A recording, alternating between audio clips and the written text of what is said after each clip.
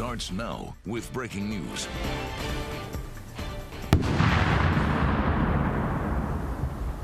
We're continuing to follow breaking news. Just 20 minutes ago, EOD techs detonated 2 grenades after an elderly woman donated her husband's war belongings to Goodwill. Our Brian Koleski is live at a secure location where the detonation happened. And Brian, what was the feeling being at that scene? Tonight, Jonesboro residents got a notice that they have to evacuate nearly a month after a fire ripped through an apartment building. I sat down with Shannon Mullins, who was at work when the fire started. She tells me she lost everything, and now she's fighting to save her home. Tonight at 10, the U.S. has seized 2 oil tankers just hours apart, including a Russian-flagged vessel. Video shows an elite Coast Guard team boarding the second tanker, an oil tanker in the Caribbean. That ship now being escorted to the U.S. Authorities say both tankers are connected to Venezuela's oil trade. This stemmed from the capture of Venezuelan President Maduro that happened this past weekend. Lawmakers from across the country are weighing in on the Venezuelan fallout. I spoke with Arkansas Senator and Chair of the Senate Intelligence Committee, Tom Cotton, to find out his thoughts. It's new at 10. Thank you for joining us tonight. I'm Griffin Broussard with meteorologist Micah Stevens. We got some rain and a lot of wind today. Could we expect the same tomorrow, Micah? Yeah, you know, we had wind gusts as high as 40 Jonesboro's miles an hour. E911 Dispatch Center is looking to get a major upgrade, all to make sure you get help faster and more efficiently when you call 911. And it's all thanks to artificial intelligence. I spoke with E911 Director Ronnie Sturch about how it all works. It's new at 10. In developing news, Earl Mayor Jalen Smith is under investigation after reports filed of him having allegedly inappropriate contact with a minor. The 21-year-old, who is known as the youngest black mayor in America, said in a social media post today that the allegations on him are untrue. Some Earl residents say people are pushing back against Smith because of his age. They say they're standing behind him in support and speak on the incident. He's learning his way, but once a month over the next year, we will celebrate the history of Arkansas on the road to celebrating America's 250th birthday. This month, we highlight the importance of the Walnut Ridge Army Airfield during and after World War II.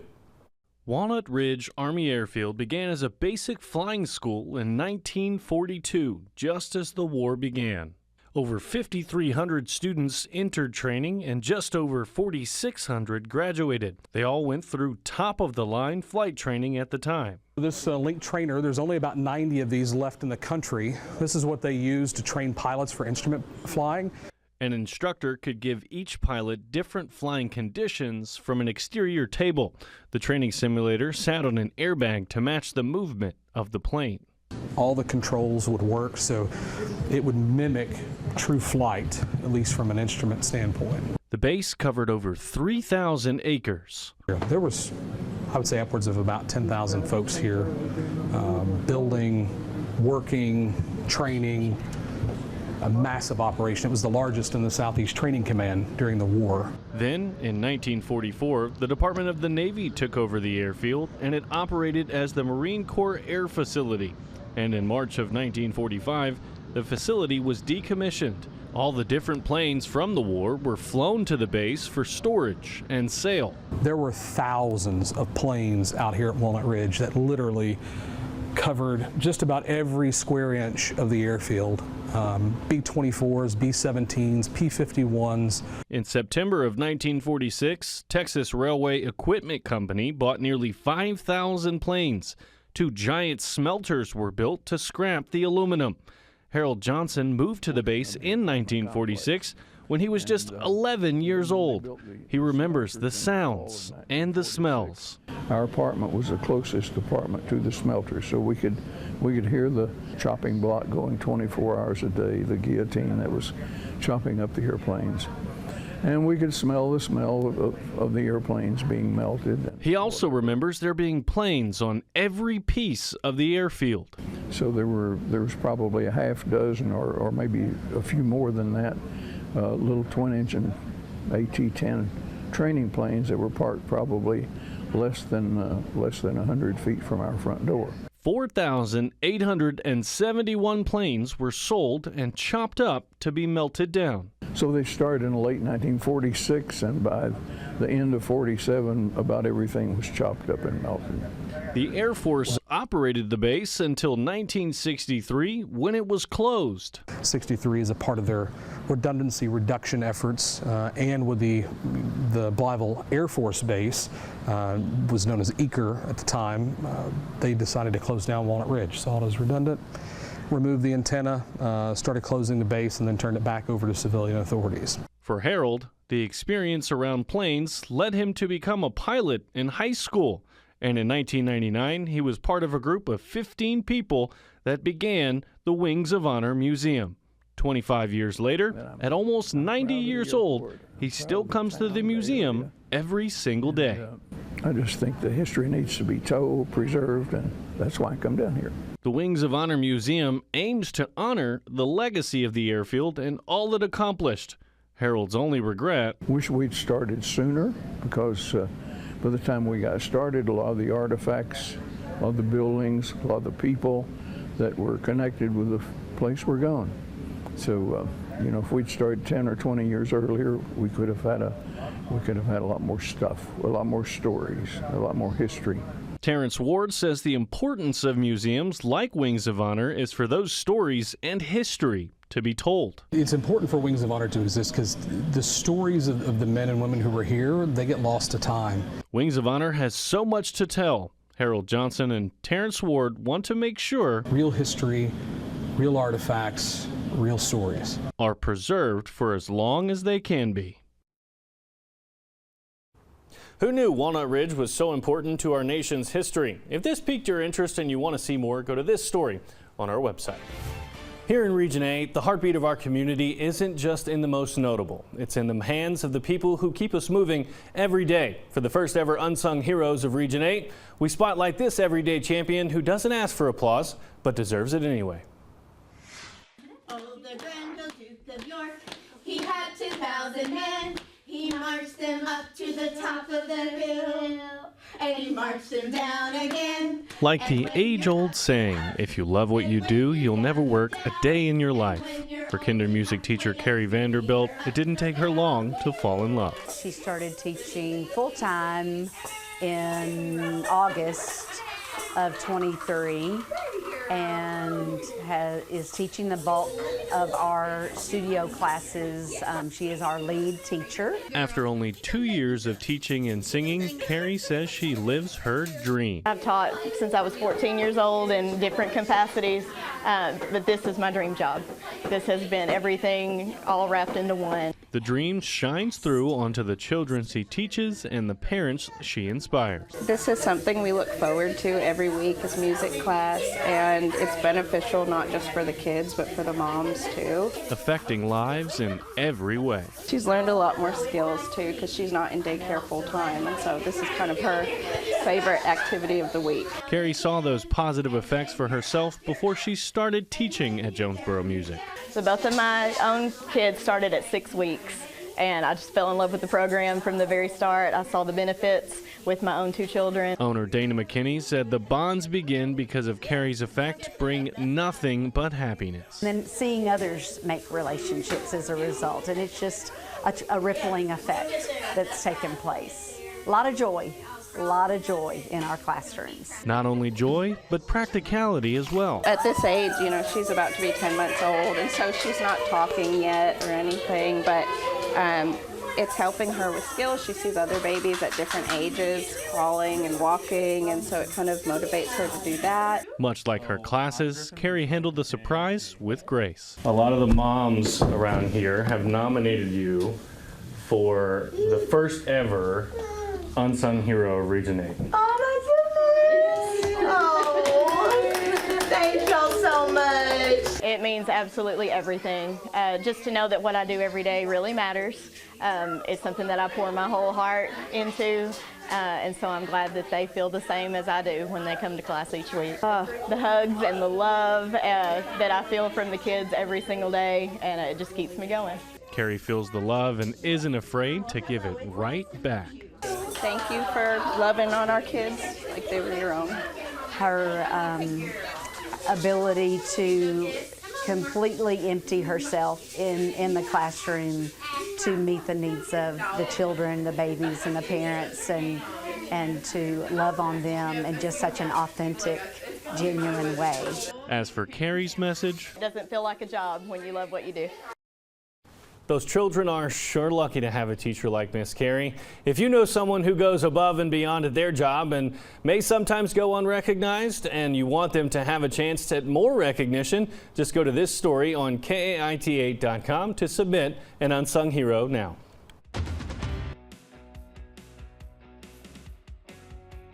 Local now. K8 News starts now with breaking news.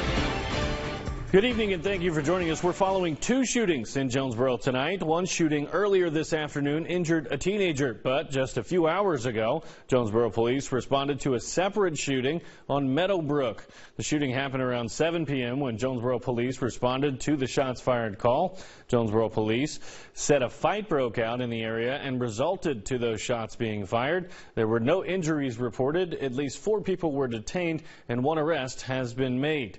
Earlier today, Jonesboro police were dispatched to the 1800 block of Kenwood Street this afternoon. Police found blood and bullet casings in the street. The shooting left 1 teen injured. K8 News received video footage from a doorbell camera of the moments the shots rang out. We do want to warn you it could be disturbing to some viewers.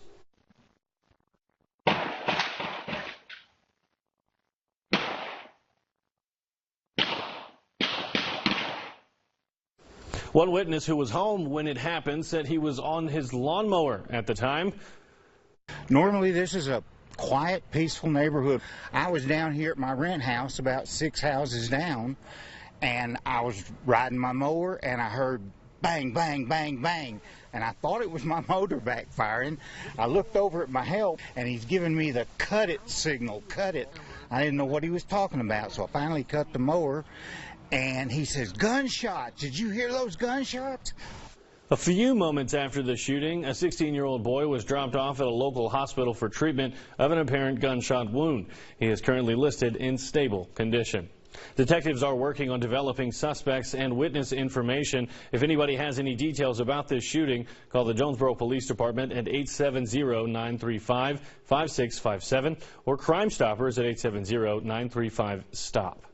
Be sure to enable your push notifications on the K8 News app as more information becomes available on these stories. New at 10, there's been quite a divide in the city of Memphis tonight following President Donald Trump's order to deploy National Guard troops to combat crime. Memphis Democrats are exploring ways to stop it, while the Republicans say this is the way to lead Memphis to brighter, safer days. The Shelby County Republican Party hosted a rally and news conference welcoming the National Guard to Memphis, while the Memphis City Council held their press conference to introduce a resolution urging Governor Bill Lee to reject President Donald Trump's current proposal. We are going to make it clear to the nation that we appreciate the efforts to clean up our city, and we're going to take our city back. It is time for the majority of law-abiding citizens to no longer live in fear. If we truly believe that all men are created equal, if we truly believe that, why are we inviting someone who doesn't like us into our community to try to govern us? We don't need to be governed. Memphis City Council member J.B. Smiley said next Tuesday a committee will meet to take up the resolution and hopes it will move to full council at 4 p.m. for a vote. A man accused of killing a man in Colorado 3 years ago is behind bars in Cleburne County. Justin Mayfield is accused of killing Kurt Abney. Grand Junction, Colorado police said Abney had been held at gunpoint and forced to ingest a lethal dose of methamphetamine. On Tuesday, Mayfield was arrested in Arkansas for manslaughter and other charges. They're now working to extradite Mayfield to Colorado.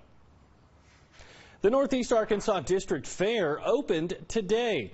It's a time when families and friends can get out and have some good fun riding rides such as that Fireball or the Sizzler and eating all sorts of fair foods like candied apples or funnel cakes. Devontae McNeil and his daughter love going together, and Taylor loves playing all the games. Why you bring your daughter? So she can have a good time, bro. Because I love the fair. I like getting toys. Like getting toys? It's fun here. Fun here? Yeah, because I can't wait to open this. I can't wait to go fishing tomorrow. The fair is open tomorrow and Saturday, closed Sunday, and then reopens from Monday the 22nd all the way to Saturday the 27th.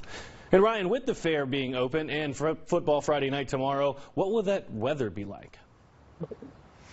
You know, what we're hoping is that we get a little bit of rain in the morning hours and then we get it out of here. I'm here in Paragould right now where construction's going on 412. Have you ever left for the day and you come back the next day and there's a lane just completely paved and you never saw the construction? That's what's happening tonight. They're milling the northbound or the north lane of the westbound of 412 right now, milling it and repaving it tonight. They're going to be out here for the next few nights working, but they need the weather to cooperate also. If you look at radar, you can see it. We've got some showers and storms to the northwest. That should not be in here anytime soon, but that area of rain, that entire complex, is going to start moving to the east and increase our rain chances a bit for tomorrow. Now, like you asked, I do think it will be out of here before tomorrow evening, but we've got more rain chances to talk about.